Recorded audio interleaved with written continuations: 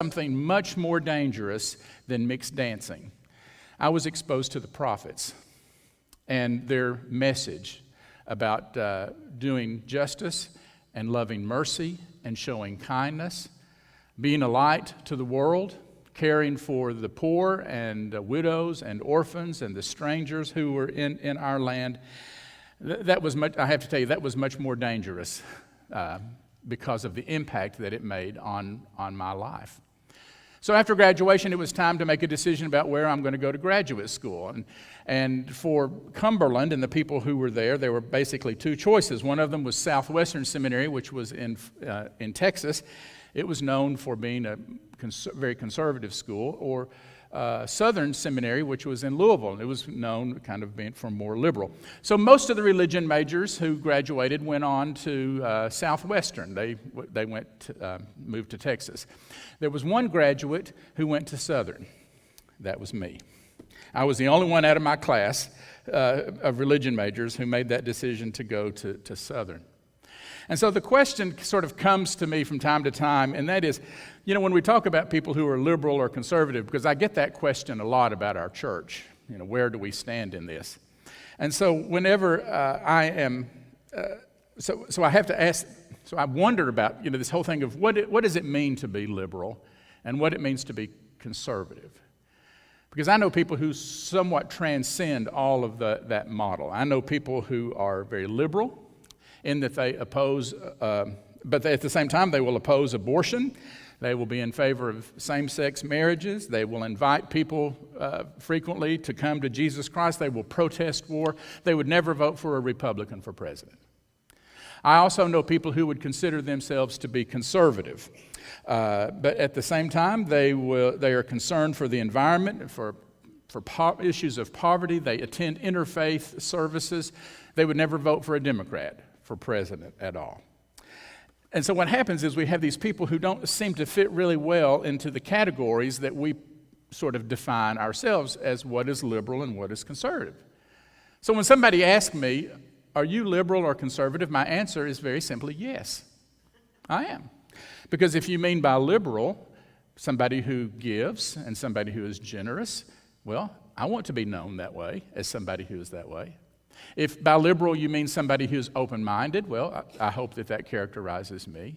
If you mean by liberal somebody who favors reform where reform needs to happen, then yes, I would consider myself a liberal. If you mean by conservative somebody who is able to find those truths of the past and hold on to those and keep those moving, those good parts of our past, then I would say yes, I'm a conservative. But on the other hand, if you say, well, a liberal is somebody who can just say, well, you can just do whatever you want to do, well, that's not really me. Or if you say that by being conservative, we're here to maintain the status quo, then no, that doesn't define me either. And so I would say I'm neither one of those. Also, if you ask me, are you a liberal or a conservative, I would also want to know, well, who's asking that question? Because that's important. There's a church in the Midwest, Westboro Baptist Church, that is famous for one thing, and that is they've gotten the news attention for one thing, and that is that they will protest at funerals of people who are homosexuals or people who are in the military, and they'll carry these banners that talk about how that people are condemned to hell and God's judgment, just pretty radical, pretty rough signs. And that's what they are known for. That's what they're known for. It was surprising that they even, in 2007, they protested at the funeral of Jerry Falwell. Jerry Falwell, who was the founder of the Moral Majority and is probably known as one of the most conservative people in America, but they said he was soft on homosexuality, and so they came to protest at his funeral. And so that idea of liberal and conservative, it's also relative. Who is it that's asking? Where is it coming from? What is the position of that person? I think it's real easy for us to attach labels to people because in doing so, we can sort of peg them. And if I can peg you, then I can sort of put you into a class, and now I know how to think about you. And so we've got all kinds of labels that are happening: liberal, conservative, pro-life, pro-choice, Republican, Democrat, gay, straight, black, white. Everything is in these categories. And I don't know about you, but I think through those, and then I begin to wonder, are there any more choices? Are those our only choices that we have out there? Isn't there something somewhere in between that black and white. And there is. There's a lot of gray in the middle. So I want to talk a little bit about some of those shades of gray for a few weeks, because I don't know about you, but that's where I am finding myself more and more these days. That the black and white world isn't always working like it used to, or at least as I thought it did. It's not working. And I believe that the future of the church has to be that we have to be people who are comfortable with those areas and those shades of gray, because the people that we are trying to reach are not people who can be so easily pegged as black or white in one category or another. They are shifting and they are moving and they are embracing all kinds of beliefs and ideas, and in that shifting, they also are finding themselves in that place of gray. I believe that one of the things that keeps us sort of thinking in terms of black and white, everything being black and white, is that we are so good at majoring on the minors, aren't we? Here's how we will talk about it. We can't see the forest for the trees. Or I'm struggling to keep the main thing the main thing. Or somebody's out there making a mountain out of a molehill. You know, we all struggle with those, don't we? But religious people seem to excel at that really well, don't we? And so here's what Jesus said in Matthew chapter 23, and I'm going to begin reading with verse 23. Woe to you, Pharisees, who are teachers of the law. Woe to you, teachers of the law and Pharisees, you hypocrites. You give a tenth of your spices, mint, dill, and cumin. But you have neglected the more important matters of the law, which are justice, mercy, and faithfulness. You should have practiced the latter, the mercy, justice, and faithfulness, and at the same time without neglecting the former. You blind guides. You strain out a gnat, and at the same time you will swallow a camel. I think this captures the heart of part of Jesus' message, and that is that it was important to Jesus that we as his followers not be people who are a wedge that would continue to divide the community, continue to divide the world into camps and to seeing things so easily black and white, but instead to be people who are building bridges, who are called to be peacemakers, who are called to be healers, who are called to bring this world back together again. Well, you see, unity was important to Jesus. Even on the night before he was arrested and he's praying in the garden, the thing that he prayed for his disciples and those who would come after those disciples would be that we would experience a sense of unity. And he did that because I believe he knew that we were really good at straining at gnats. He knew that we were really good at arguing over doctrine and dividing over things that were unimportant, like dill and mint and cumin. And also the need to be right. And also the propensity that we had to miss the point, like these Pharisees did. Did you realize that there are over 45,000 Christian denominations in the world? And if you add to that tens of thousands of what non-denominational churches add on top of that, you know, what we discover is that in each one of those there was some kind of division. It may have been over doctrine, it may have been over doctrinal purity, over doctrinal thought, it may have been over some kind of religious practice, how we do things. What it boils down to is that idea that somehow we are more faithful than anyone else, and so we're going to start a new group, and we're going to only have people in our group who are that more faithful. 45,000 different Christian denominations. It was about a dozen years ago that the Vatican released a document where they were trying to clarify the position of the Catholic Church as it related to non-Catholic churches. And in that document, it said two things. One, it talked about the Orthodox Church, the Eastern Orthodox Church, and it described Eastern Orthodox as wounded. And then it also described Protestant churches, and it used the word defective. And it said in that document that both Orthodox churches and Protestant churches really were not churches at all in the technical sense of things. And so the idea is, well, what makes those churches wounded or what makes those churches defective? And it was very simple that there wasn't an agreement on doctrine. You know, that they didn't see the Pope as the head of the church. They didn't see this succession of, since the early church, this apostolic succession. They didn't agree with how communion was done, other kind of doctrines like that. For those of us who follow Jesus Christ, we met this man who would stand up and condemn those very things. Religious leaders who just seemed to miss the point time and time again. A man who was frustrated with these religious practices that excluded people or judged people or kept people out.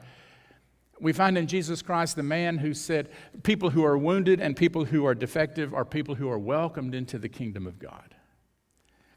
But before we jump on the Catholic Church and say what a terrible thing they did when they wrote that, we also have to say we're not any different than that, are we? You know, I grew up in a congregation, in a community, in a world that said that Catholics were not even Christians and that we had to pray for them. We had to convert them because they were headed down the wrong road. It's all across the board. When my oldest daughter, Emily, was in high school, I don't know if it's still here or not, but there was a church on East Broadway, and it was sort of known as the biker church. And so she had friends who went there, and she wanted to go. It was a church that appealed to a whole group of young adults who had not been in church at all. They played heavy metal songs. There was a mosh pit. So she wanted to go, and so I took her, and it was the most heart-wrenching thing that I had ever done to drop her off at that church, because out in the parking lot, it looked somewhere between a nightclub and a truck stop. And I'm thinking, I'm dropping my teenage daughter off to go to this place. But then I began to understand that the leadership of this church had sensed this call that said, there is a group of people in our community who we are not reaching and probably will never reach. And so what can be done? And so they started a church just for them. And I moved through that whole experience from seeing things so black and white to moving toward appreciating the gray, that there were people who would answer that call.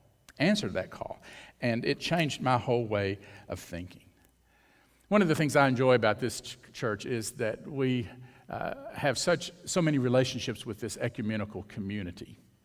And I think about the Christian faith sometimes as a tree with all of these different kind of branches. And wouldn't it be sad if we cut off all of those branches that were different than us? Have you ever seen a tree with one branch? That's what it would look like. Hardly a tree at all, hardly thriving at all. And it's not just that we cut those branches off because there are churches that are different, but we cut those branches off also because people who are different than us. I wonder sometimes what would happen if the 224 plus million Americans who call themselves Christians said, we're going to join together and we're going to fight and work toward the same thing that Jesus cared about.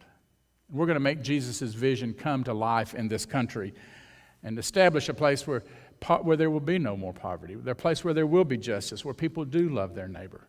I think what a wonderful world that would be. But I also know it's not going to happen. It's not going to happen easily if it does, because we're too busy straining at gnats. We're too busy questioning the things that people believe, judging what people do, holding people to a kind of a purity of doctrine, and then putting them in little groups, labeling them and saying, we're right, you're wrong, and there's not a place for you. None of us have all of the truth, do we? Only Jesus Christ has that. Whenever people are interested in becoming part of our church family, and I'll meet with them and we'll go through a number of things about our church. And one of the things that I will emphasize to them is this one thought, that in essential beliefs here at Monte Vista, we have unity. In essential beliefs, we have unity. In non-essential beliefs, we have liberty. But in all beliefs, we show love. Now the challenge is, what are those essential beliefs that you have unity on? Is it the way, and for me, growing up, it was very simple. Those essential beliefs where people had to be baptized in a certain way, and if they weren't, then it didn't count. Essential beliefs were about what women could do and couldn't do in the congregation, what people who were divorced could do and couldn't do in the congregation, whether you could participate in mixed dancing or not. Because if you did any of those things, you were not a Christian, because those were essential things. And so I admit, I have been wrong. I have to admit this more than I like, that I have been wrong a lot in the past. And I am wrong a lot today, and I'll be wrong a lot in the future. Because I am like Paul. We see through a glass dimly right now. We don't understand it all. But one day we will see face to face. And so during those times whenever I think, hey, I've got God all figured out, and I know what he wants, and I know what he doesn't want, and I just simply go outside during those moments, and I look up into the heavens, and I begin to understand and to see things like the psalmist said.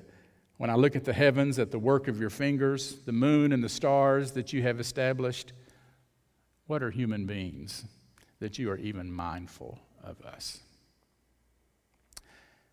Terrence Dickinson has written a book called The Universe and Beyond, and some amazing things. He said that if we were to travel at the speed of light, that's 186,000 miles a second.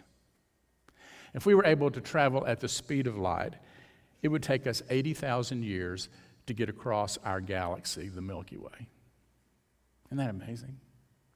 He said if we were to travel at the speed of light, 186 miles per second, that it would take us 42,000 years to get to the next closest galaxy.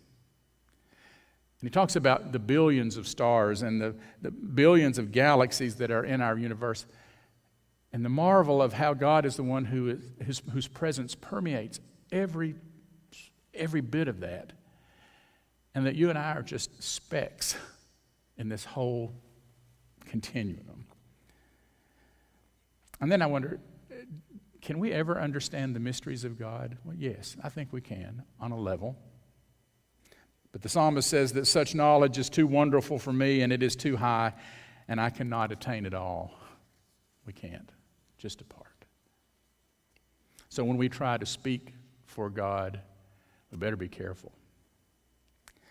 The third commandment talks about taking the name of God in vain. And for the most part, we look at that and interpret it in terms of swearing, taking God's name in vain. Here's how the New Revised Standard Version translates that passage. You shall not make wrongful use of the name of the Lord your God, for the Lord will not acquit anyone who misuses his name. Misuses his name. I think that goes far beyond swearing.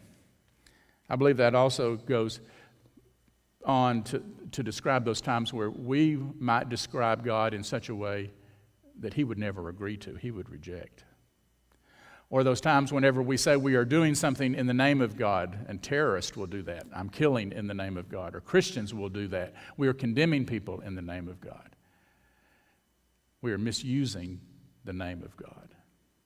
We are but specks. We don't know. Many, many years ago, a book was written called Your God is Too Small. It became sort of a classic book. And the idea of it wasn't that God didn't have power, God didn't have ability, that he was too small. The sense of the book was that the God that we have, the God that we create, is too small. We've put him in a box, and we don't allow him to get out of that box. And so, in doing so, we have removed the mystery of God, and we think we can speak for God, and we think that we've got God all figured out. But we don't. An evangelist comes to town and years ago and talks about the evil of rock and roll. Anybody remember that?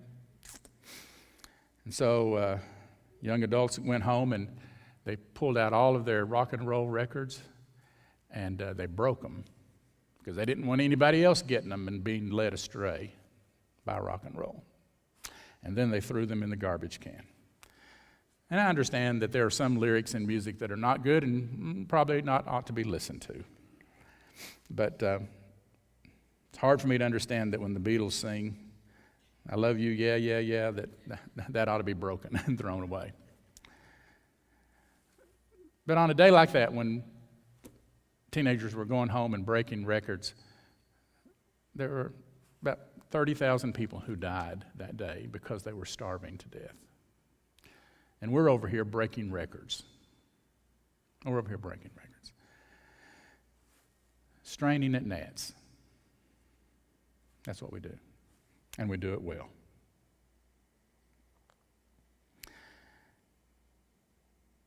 I believe God is bigger than anything that we can comprehend. Anything. And I believe God has truth that we don't have and we don't know. So we tread lightly. And in this world, there's a lot of gray. And I believe that's where we're called. That's where we're called. Not only to live, but to witness and to minister to people who are trying to find a way. And I hope you sense that call as well. Let's pray together.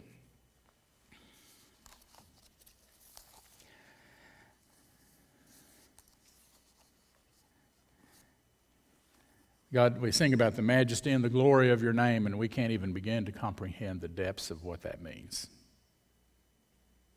Sometimes we feel like we've got you all figured out. Sometimes we think we can speak for you when really we can't. Sometimes we believe we are representing you when in reality our representation of you is not something that you approve of. And it's just happening all over. We do it ourselves. And God, we admit that's not the kind of people that we want to be. We want to be those who live in obedience to you and in submission to you, and who live in humility, and who are willing to listen for your call and to respond to that call and to be the people that you've called us to be. People who have convictions. People who also learn from one another and listen to one another and are continuing to grow in our understanding of who you are and what you're doing in this world. And may we be known for that. And may we be known that there is a place for everyone within these walls. There's a place for everyone in our hearts because there's a place for everyone in your kingdom. And may we be a part of helping to grow and expand that kingdom for your honor and your glory. Amen. As we bring this time of worship together, if God has spoken to you in some way, God's Spirit has been working in your life, if you need someone to just pray with you or talk with you about how you can become a follower of Jesus Christ, or just something happening in your life you want someone to pray with you about, I'm going to be up here in the front, and some of our other staff will be around, and we would love to take a few moments between these services to do that. And would love that opportunity. But until then, we look forward to the time when we'll be back together again. Thank you. I hope you have a great day, and you're dismissed.